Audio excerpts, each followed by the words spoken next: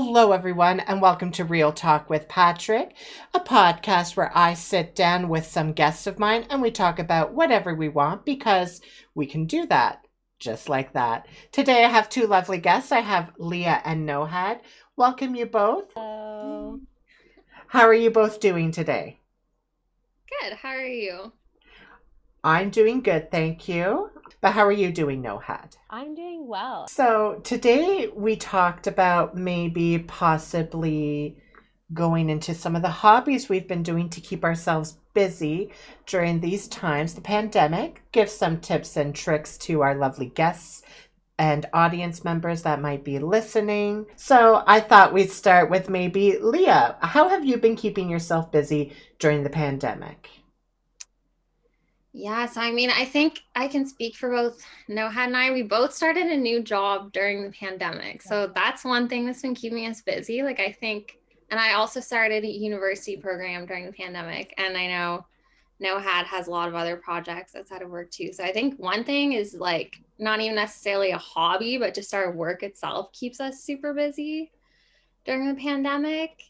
And then I know we also both were talking about how like we spend more time outside now. Yep. Like I've always loved the outdoors like my whole life, but I used to always travel to go hiking. Like my family, we would go to the States a lot to go hiking, go to the parks there. But during the pandemic, we found a lot of other places just in our neighborhood to go for like nice walks, or obviously Gatineau, we can't go there right now, but that park there, we've been doing a lot of hiking. So that's one thing that yeah, I've been doing to keep myself busy during the pandemic. That's awesome. What about you, Nohad? What Well, hasn't Leah covered? yeah. So agreeing with Leah, like the walks and stuff is great. Something else I've been also doing is kind of just making a list of new activities I haven't tried before. So if that's like going to a different coffee shop and getting a coffee from there, or checking out like an Etsy shop that I haven't done before, or taking a different walking path, like something new, something novel is what I'll try and add to it. I also tried to add some like books I haven't read before, right? Something a little, you as well, Patrick, trying to do Mhm. something like that. So I find like my list of hobbies has turned into like trying to find something I haven't done before and just trying it out. Another really easy one I find is just like turning on like a YouTube exercise video that I haven't accessed before, and I'll do that and I'll be like, okay, that's cool. And I can see Leah nodding too, Yeah. something she's also tried for sure. So I really tried to focus on newness in the best way possible because I find with COVID, everything feels the same. Like every day feels the same. Yeah.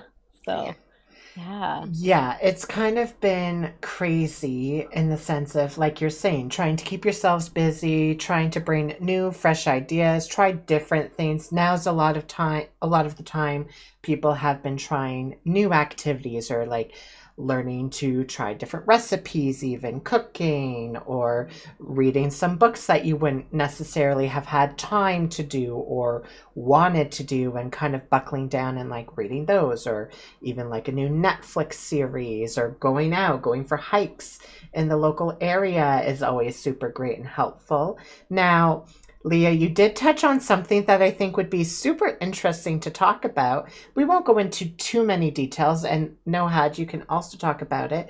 Yeah. What is it like starting a new job during the pandemic and not being able to really get to know your team, let's say, on a more personal face to face level? How's that been like? And why don't we start with No Hat? Yeah, so I would say that's been challenging and difficult because a lot of the teams that we that like a lot of teams that have become mobile or virtual were would meet up before, right? Prior to pandemic, they knew each other, they had some form of relationship developed. And so me being the new person joining a new team was really challenging to like get myself to, get to know new people, especially virtually. And some people don't like to turn on their cameras, so you don't ever know what they actually look like, or you're not really able to make that connection. So I found that really challenging. Another piece of it is like the whole training piece. It's all virtual. For people who don't know, I'm a caseworker. I deal with a lot of like funds and just like a whole system that we have to issue funds for and like with clients. So that was really challenging as well. I find now I have more like colleague friends who aren't necessarily on my team. For whatever reason, I've connected with other individuals, which is interesting, but it's definitely very challenging.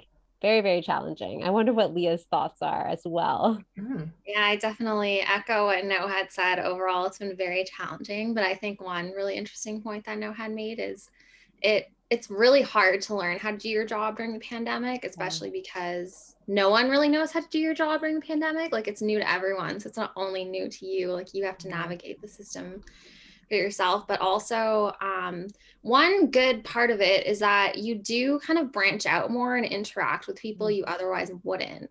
Yeah. So I have made friends and connections with people who weren't on my specific team, but our paths crossed because of the pandemic. And we, I guess, supported each other because we didn't necessarily have the support of our teams in the traditional sense. So it kind of has like introduced me to some new people at work, which is one positive aspect. But overall, I would agree it's hard during the pandemic, especially when like those traditional support systems aren't always there. Like what Nohad was saying, I work with people who I don't know what they look like, and that's completely okay. Like I know they Yeah. probably don't know what I look like either, because no one ever feels like turning their camera on, but it's just very different. Like your connection with people is different. In some ways, it's stronger, but in other ways, it's weaker. So yeah. okay. And I mean, like you're both saying, that's understandable. Everything's virtual now, pretty much. So you're not making that physical connection, that in person connection. Like you're saying, you're not even sometimes seeing the other person's Yeah. face and stuff. And that can be challenging at times. But Leah, you also mentioned another thing that you're doing during the pandemic, which is super interesting, is you're taking courses. So I know online courses and classes were a thing before the pandemic, but I feel like it's probably ramped up even more so now. And how has that juggling been? New job, taking courses, everything's virtual. So it's like you're not even leaving to do things, but Yeah. you're having to shift your brain to like do different things constantly. How has that been like? Yeah, it's been interesting. And also it'd be interesting to hear from Nohad too, because I know she's on the other side trying to teach people and get people to get their work done during the pandemic. Yeah. I mean, I kind of thought about delaying my degree because of the pandemic and I like everything that's going on, but I just kind of wanted to get going with it. And in some ways, it's helpful because there's not a lot to do during the pandemic. I mean, of course, there are new hobbies we can explore and everything, but when everything's shut down, at least I have my schoolwork to focus on. And that also kind of, even though it adds extra stress in a lot of ways, like it's really hard to deal with everything at work in your life and then know like you also have this big project due. But in a way, like it kind of keeps me grounded because I have to focus on something. So I can't dwell too much over what's happening in the world because like I have to focus on my schoolwork. At the same time, definitely can be hard to focus sometimes because like you spend your whole day in like one small space. Yeah. So, and also I try to be like, I don't want to say cut corners, but I try to be efficient. So, like, I'm the type of person, if I'm at school listening to a lecture and I'm like, this is kind of like basic. I already read the textbook. I know this. I'll start working on something else. And I feel like that has been amplified during the pandemic because, like, you'll be on a call at work and you're like, this is like, not super helpful. Maybe I should like also glance at this email that I got about school. Or like you'll be on a call for school and you're like, I have, these emails to respond to at work. So it's like, in some ways it's harder to focus because of the Yeah. pandemic, I would say. Okay. And Leah dropped a little bit of a tidbit. No, had you Yeah. teach during the pandemic. So how's that? I mean, it's going well. The thing is, my courses were always virtual, regardless of like prior to pandemic. So I find that it's the same. I do find like the students are possibly having more challenges because usually their whole semester isn't fully virtual. So they have my virtual class and then a whole other virtual like load. So I find that they're probably like Leah, unable to focus, right? So we're trying to multitask because everything's virtual and like right at the tip of our fingers, but at the same time, it's almost like we're squirrels. We like see something, want to do it, and then we go to the next thing and like not really finishing the first task. But I do that too. So, Leah, you're not the only one. The other thing that's different for me is I counsel and I provide therapy, right? And I've been doing that virtually now, which is so much more, it's such a different modality than what I'm used to. So that I've been finding really challenging as well. I'm not sure like how effective it is. I hope that it is. I haven't heard otherwise. I haven't heard any complaints, which is helpful, but it obviously still feels like there's some form of disconnect. And I still see some individuals in person because the form of therapy they need needs to be in person. But a lot of the people who are virtual, some even just prefer phone sessions, which like I'm not seeing their face at all. It's just my voice and their voice. So it's interesting. Technology is definitely great in some ways, and then other ways I feel like we're really disconnected because of it. So yeah. That's kind of interesting. And I mean, not to focus on no head right now, Leah, but I want to kind of zone in and zoom in a bit on that is Mm, you're talking about counseling, and I'm sure mental health is a yes. huge part right now during the pandemic, and I believe business is booming, as they would say, Yeah. in that aspect. So you're probably facing, you have your own personal things that you're Hmm. dealing with the pandemic, but you're also receiving other people's, like, I won't say issues, but like problems or challenges that Challenges. they're facing and different things Hmm. like that. So, how do you try and separate the two? And I'm sure you've learned to do that prior to the pandemic, but I think the pandemic Hmm. probably really magnified it as well. So, what are some things that you do or tips and tricks that you would suggest? Oh, for sure. So a lot of the times, like once I meet with individuals after my sessions, I'll take some time to just like zone out a bit, listen to some music, just so that I'm not fully focused on like what I just like went through with a client or a session if it was really challenging. Something else I'll do is I'll make sure that my routine is in place. I find if my routine is off, that I'm more likely to like latch onto something else and kind of ruminate or focus on that. Something else that I really find helpful is just like writing three things I'm grateful for, right? And just focusing on myself because if I start to like consume other people's challenges and take them on to my own and kind of carry them with me, then I'm really going to feel it, right? So I know that if I go back and just focus on myself and just focus on what's happening to me, it's way more helpful because I can only control that, right? I can't control someone else's behavior and actions. And kind of like what you said, I've kind of like learned this habit of being able to definitely disconnect the two and understand that like that's their challenges and these are mine. So definitely being able to disconnect has been helpful and really just, tune out. So like watch a funny comedy Netflix show, Kim's Convenience, love it. Superstore, love it. I'm like throwing in plugs. Is that okay? Yeah, go for You're it. like, I yeah, love I'm those like, shows. watch those two. But yeah. Awesome. And now to kind of turn it towards Leah. Leah, you're doing schoolwork and you're facing obviously different challenges than than Nohad, I mean. And I mean, we're all facing different challenges. Yeah. But what are some ways that you help to like separate the two or de-stress, we'll say, after having a challenging class? So I think what Noah had referred to in terms of setting a routine has been really helpful. I think I read a study that like it's really important that like the last hour of your day and the first hour of your day is for yourself if you want to help.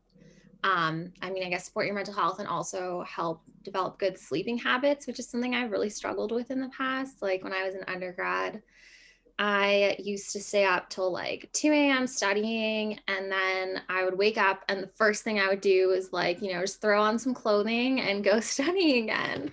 And like, I guess it helped with grades, but it didn't help with my mental health. I was always really stressed during exam season. So now in grad school, I'm trying to just be less focused on the grade and more focused on like the learning and enjoying myself. So the first hour of my day when I used to work in the office during the pandemic, I would walk to work So, that was time just to myself. And I would like pick up a latte as I was going into work, which was helpful because I always used to do that before the pandemic. So, like, it helped retain that sense of normalcy. And I would always like watch a fun TV show. I try to do that before bed. So it's not like I'm going from like job to school to bed. Like, I do try and integrate that time for myself. And at least for my program, my professors have been mostly really like compassionate, I guess, if people really do need that extension, even if there's not like a concrete reason, if they're just stressed out. Usually the professors are pretty open to giving an extension or like working with you, offering extra help. So that has helped a lot too. That's a good point and some good takeaways. And I'm glad that you're doing that because I think we can all agree that normalcy is kind of what we're really wanting to grasp on is that sense of normalcy because everything's kind of feeling uncertain or unnormal or not normal or whatever we want to call it. And we just want a bit of a routine, a pattern that we're used to since everything's kind of been flipped upside down, we'll say. But those are awesome tips. I know for me, yeah, listening to music, watching TV shows, Superstore is a big one. Hobbies such as the podcast or my YouTube channel or my personal business I do on evenings and weekends or different things like that also help me like kind of busy myself, we'll say, or take my attention away from focusing on all the negative that might be happening right now and things like that. So those are big things for me as well. But unfortunately, we're kind of running out of time here. So I'm going to just wrap it up with a simple, quick question, quick answer from both of you. And we'll end it with what is your must watch easy binge TV series? And we'll start with Nohad. Gilmore Girls. Gilmore That's the Girls. first thing that came to mind. Yeah, it's easy to watch. I mean, if you like that type of stuff. So yeah, Gilmore Girls, easy to watch, binge. Nice. Yeah. Leah? So I always draw a blank when people ask me what I'm watching. Like, I love Gilmore Girls too. Obviously, The Office is always a classic. Like, Yes. you don't need to watch it from start to finish. You can just watch a few episodes here and there. And I mean, I've been watching a lot of like really embarrassing reality TV too. I find that always Yeah. helps a lot. So. Some good old trash reality TV is always great. I'd say for me, I always kind of fall back on a TV show called Scream Queens. From I think 2015, 2016. It's just a good show that I enjoy watching. It's silly, it's campy, it has some like horror slasher genre a bit in it, but in a comedy type way. So I enjoy that show a lot. So there you go. 3 kind of plugs. We've got Gilmore Girls, The Office or trashy reality TV, or we've got Scream Queens. So I just want to thank you both for joining me today on the podcast.